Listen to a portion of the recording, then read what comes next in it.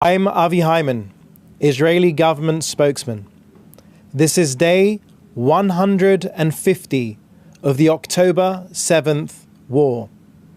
150 days since the biggest attack on Jews since the Holocaust.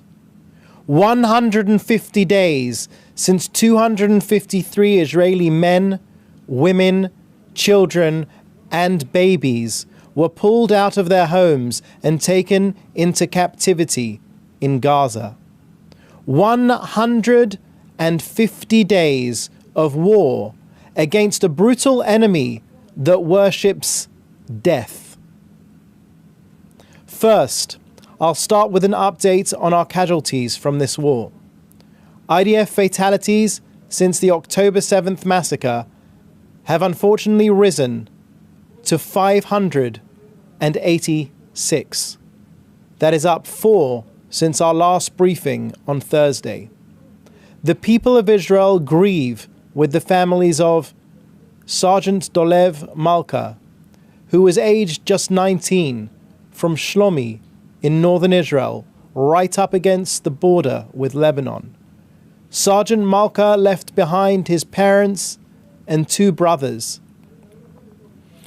Sergeant Dolev Malka's family had been just one family from amongst the 126,000 Israelis that have been displaced from their homes because of the threat from Hezbollah and Hamas. Sergeant Afik Terry was only 19 years old. He came from the central town of Rehovot. He was described as an outstanding student with high ambitions, loved by his friends. He is survived by his parents. Sergeant Inon Yitzhak was just 20.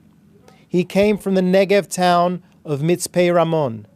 Inon was known for his smile that was said to lift the soul. It emanated humility and modesty. Malka, Terry, and Inon were killed in a booby-trapped building in Khan Yunis. Sergeant Major Reserves Denis Yekimov, who was 33, fell in the south of Gaza and lived in Petach Tikva. He leaves behind a young daughter. There are no words for consolation. We embrace their parents and their dear families who have lost their precious hero sons in this war for our very existence. The price of war is heavy and painful. Each casualty is a world unto itself, but we fight for complete victory because we have no other country. Our hearts go out to all the families of those soldiers killed in action, as well as those who were murdered, taken hostage, and wounded. May their memories be a blessing. Now, an update from Kogat.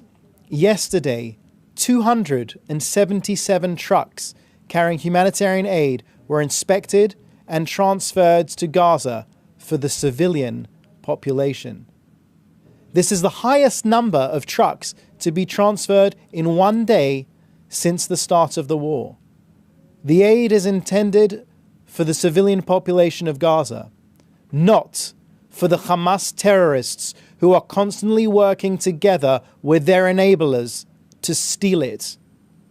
We say again, there is no limit to the amount of aid that can enter Gaza.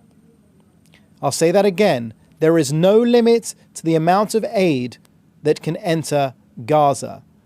Because UNRWA is intertwined with terror, it needs to be dissolved. Because of their complicity with Hamas, the War Cabinet has approved plans for improved distribution of humanitarian assistance to Gaza to prevent the looting that caused the deaths of Gazans on Thursday. Now, an update from our efforts to free the hostages and return them to their families. We will do everything to release the 134 Israelis that are still cruelly held by Hamas. Alongside the military pressure, diplomatic efforts continue, and Israel is in constant contact with the mediating countries in order to secure a deal. Hamas holding civilians hostage is a crime against humanity. They use cruel and inhumane psychological terror. Hamas is responsible for the safety of every single hostage. As my Prime Minister has said, quote, "We are making a relentless effort to return all of our hostages. This is a sacred goal. We are working on it around the clock. I demand to know in advance the names of all the hostages who will be included in the outline." End quote. I can tell you that Israel has yet to receive an answer on this crucial question. We are willing to make a hostage release deal, and we are making great efforts to succeed. But one thing is clear. As the Prime Minister has said, quote, "We will not capitulate in the face of Hamas's delusional demands. We will not do this because if we capitulate, we will simply not be here." End quote. We know that thanks to a combination of military pressure and tough negotiations, we have succeeded in returning 112 of our hostages. Quote, "We are determined to return them all, with or without an outline. We will fight until total victory." Now, an update on Thursday's terror attack at the gas station in the town of Eli. The victims were Rabbi Yitzhak Ziga, 57, who was a Magen David Adom and Zaka volunteer, and Oria Hartum, a 16-year-old teenager from Dolev. It's important to note that they were gunned down by none other than a Palestinian Authority policeman. Also in Samaria today, in the town of Nablus, the home of the Hamas terrorists that gunned down 3 members of the British-Israeli D family, was blown up in an overnight operation by the IDF. You will remember Lucy, Maya, and Rena D were on their way to a seaside vacation when their Nissan Micra was sprayed with automatic gunfire. Speaking earlier today, Rabbi Leo D told me that he found solace in the fact that, quote, "the destruction of the home of the terrorist will act as a deterrent to future terrorists and save lives." Now an update from the north of Israel. In the last few hours, Hezbollah anti-tank missiles from Lebanon hit the area of Margaliot. Magen David Adom has reported 1 person killed, with 8 casualties, including Thai nationals. Once again, indiscriminate killing of civilians with no regard whatsoever for human life, just like on October 7th when Hamas killed and took hostages, irrespective of who they were, Jews, Muslims, and Christians, Israelis and foreign nationals alike. There can be no justification, no explanation, and no rationalization given to these cowardly acts of terror. The IDF struck the source of the launch. IDF fighter jets also struck Hezbollah in the area of Shichnin. Hezbollah's terrorist activity and attacks against Israel violates UN Security Council Resolution 1701. The IDF will defend Israel's borders from this threat.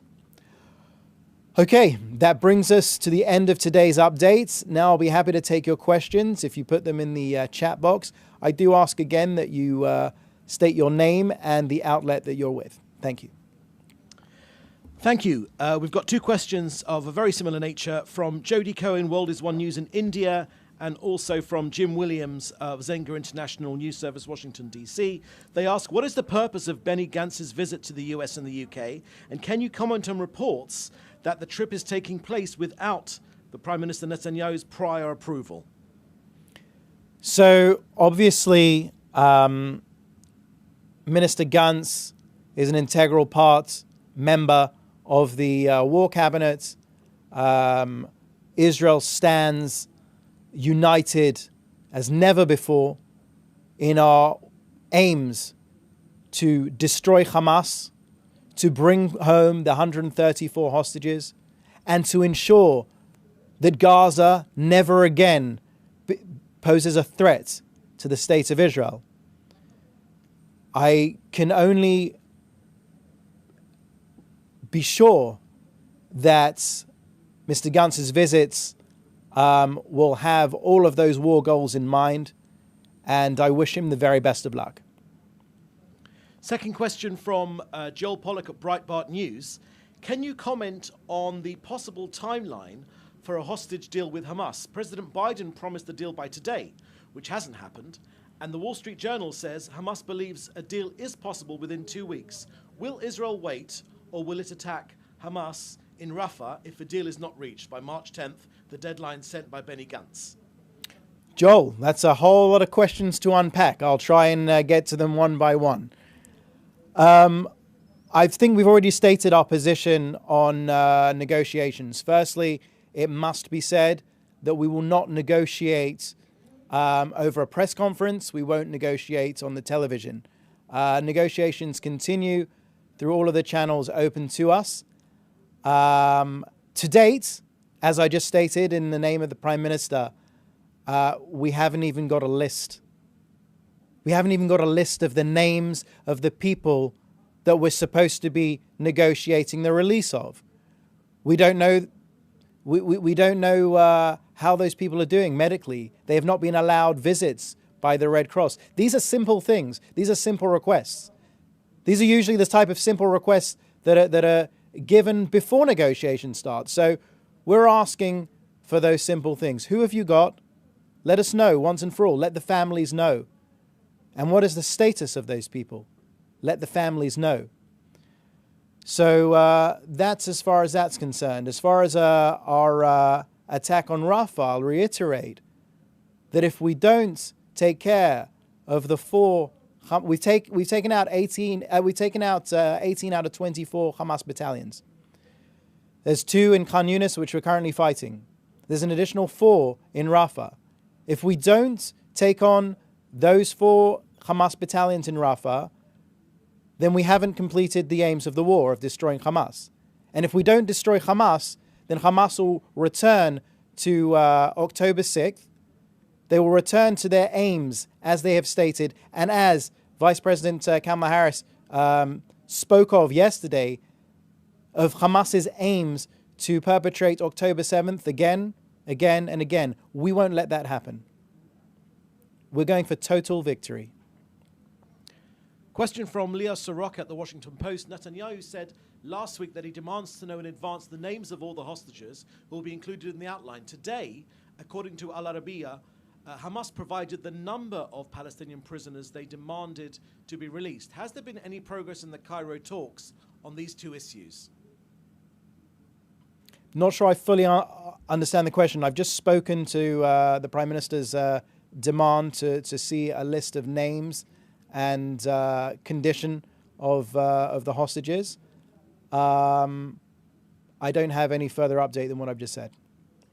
A second question from Leah Sorok at the Washington Post. Channel 13 reported yesterday that the Israeli ambassador to Washington, Mike Herzog, was told by Netanyahu's office not to handle Gantz's Gantz's visit to the US. Is it true, and if so, why? I can't confirm on unsourced reports. I have said my piece as far as Minister Gantz. We wish him the best. Thank you. Question from Frederick Ager from Interplanetary TV. A Hamas political official told the BBC that Hamas cannot give Israel a list of living hostages because it does not itself know who is alive and where all the hostages are, and says to Arab media, the ball is in Israel's court on the hostage talks. What is your response? These are the same old Hamas games that sadly we are used to. These are the same games that they played in the last humanitarian pause when we were able to free 112 of of our hostages. Until the last minute, they weren't telling us the details. Until the last minute, they were changing the lists, etc. This is Hamas's way. It's not enough to perpetrate the war against the crime against humanity. It's not enough to perpetrate the war crime of taking innocent men, women, children, and babies hostage. They have to toy with the families too. It's a simple request. Let us know who you've got and what is their condition. Hamas can do that. Hamas can do that by making a few phone calls. Question from Jean-Philippe Rubin, Breslev, Israel Media Group. Twisted ideologies have destroyed and continue to destroy millions of people in the name of their truth. US President Biden speaks often of his family's duty to keep and spread the faith, the Bible's truth. Could faith-based diplomacy achieve successful political results in the international system? Thank you for your question. I will refer to our negotiation team, who are very well versed in all forms of negotiation, using all channels and all methods. Any way that we can relate to those on the other side of the negotiation table will be used to our advantage. As I've said and will continue to say, one of our primary goals in this war is to release the 134 Israeli hostages. If we can do that by relating on a personal level or on any kind of level, we will do that. 134 Israelis are being held. It is a crime against humanity. They must be released unconditionally today. Question from Hannah Julian at the Jewish Press. How does Minister Gantz's trip impact the Israeli government's relations with the Biden administration and Israel's ability to negotiate effectively for the hostages? Again, we will continue to do everything in our ability to both negotiate and keep up the military pressure on Hamas until 134 Israelis are brought home to their families. They are languishing in Hamas terror dungeons, and they deserve to be with their families. I pray that Minister Gantz's visit and conversations will help us come that much closer to the war aims to destroy Hamas, to bring home the hostages, and to ensure that never again can Hamas pose a threat to the state of Israel. Thank you. That was the last question. Thank you very much.